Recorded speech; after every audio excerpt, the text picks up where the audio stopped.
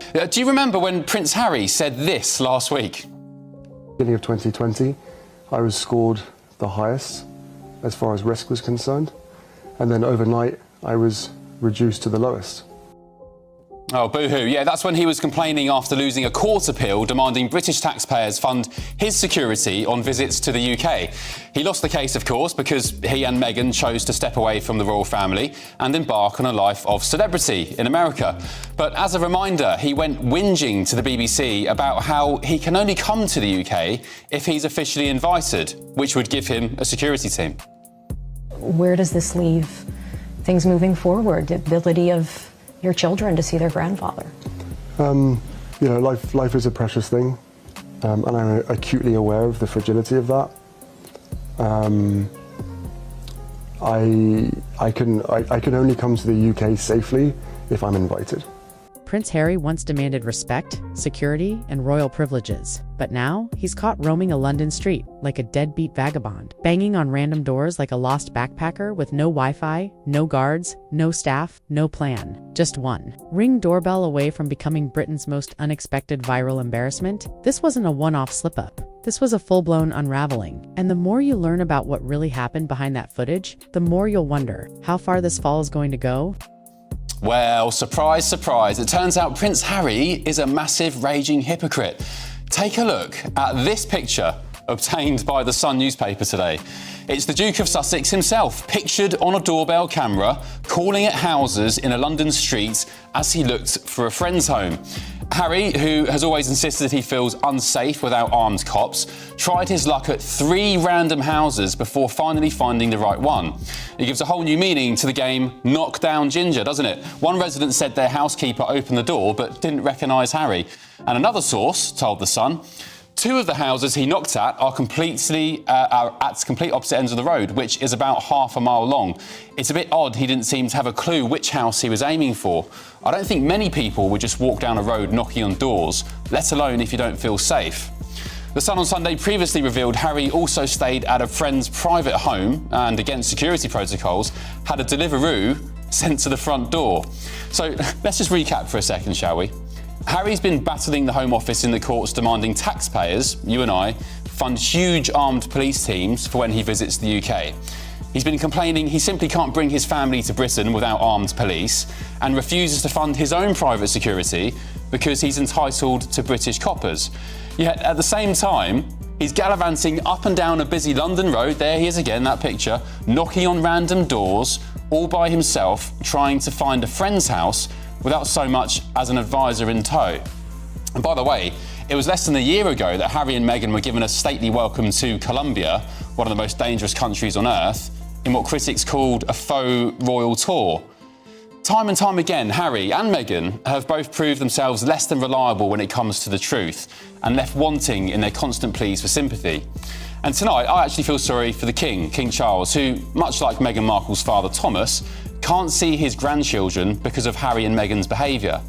If Harry feels unsafe enough to walk down a London street without security, banging on doors and getting food delivered via Deliveroo, surely he can arrange to bring his kids to see their unwell grandfather at one of the very many well-protected royal households across Britain.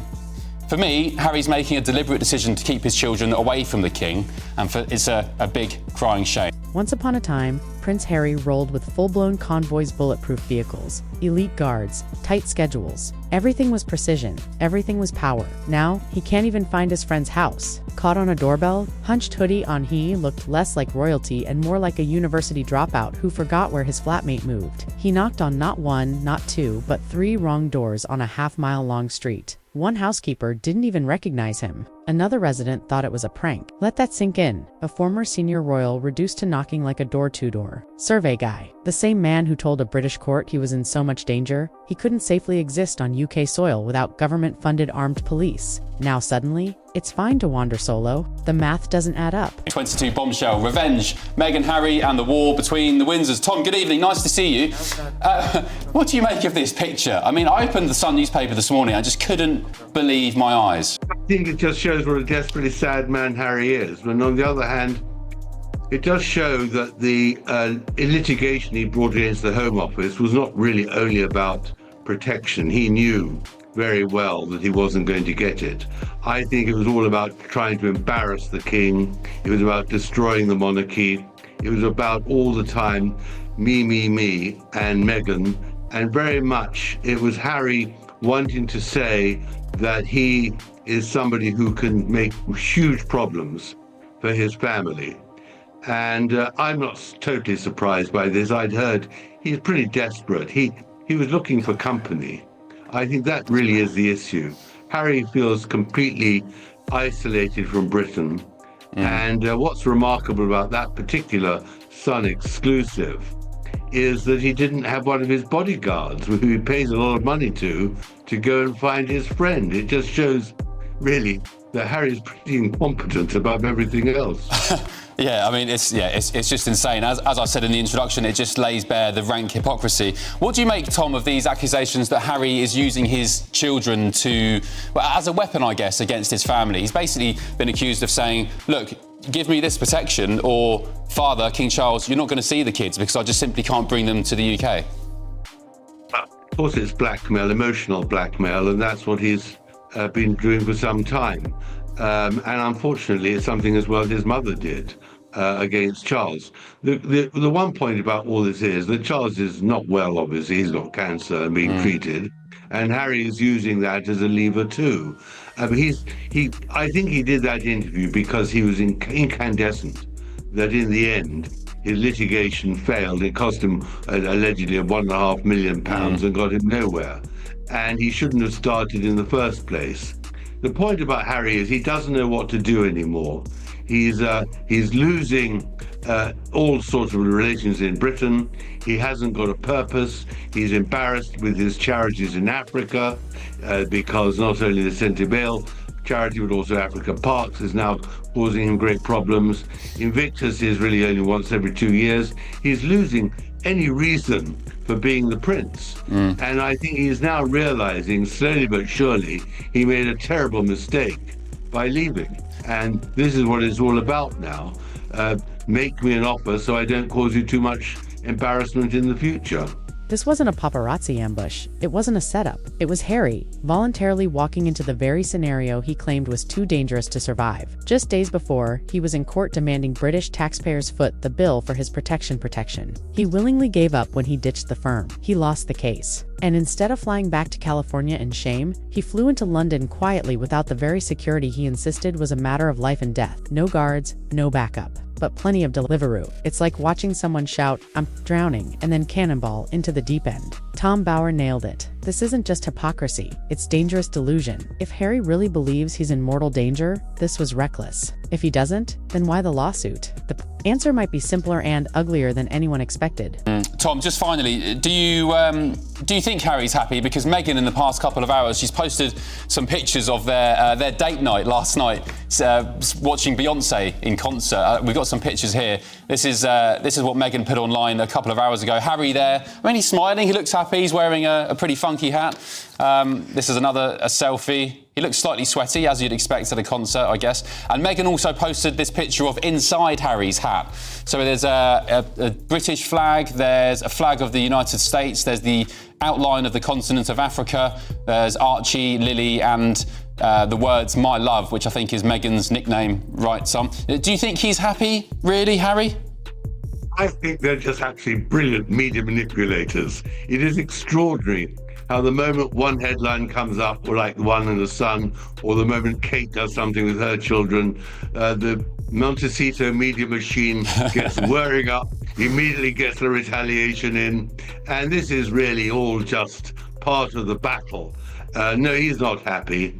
She's clearly very unhappy because she's had some terrible reviews for her programs, but all they can do all the time is fire pot shots. Yeah. And we on this side are enjoying the spectacle because there's only one way that this can end in the end, and that's badly. But there's a lot more peaks and troughs and hijinks to go before we really see the climax of this astonishing saga. Yeah, the Sussex psychodrama, as they call it. Tom Bower, thank you for your company. Really appreciate it. Let's get the thoughts of my panel now. The former Labour advisor Paul Richards, former Scotland Yard detective Peter Blexley, and the journalist and broadcaster Linda Jubilee. Good evening, panel. Have you had a nice day in the sun? Lovely. We have. Thanks. Good. You all look quite spring-like. Yeah, we're looking good. Ready to go. Linda, the Lib Dem. Paul, the Green. If only. Peter, the what are you? You take a guess. Peter, Yeah. you're just Blexley. You don't need a nickname. Linda, let's start with you. Ladies first. Do you feel sorry for Harry? I do. He looks thoroughly miserable in my book. I don't know that I feel sorry for him. I'm becoming increasingly irritated by him. And although this kind of reveals something about my age, I was actually outside the hospital where the Lindo wing is when he was born. I was one of the reporters doorstepping the hospital. So I've reported it on him across a lifetime. And I'd be the first to say that when his mother died, it was his treatment, really, by the royal family was completely appalling.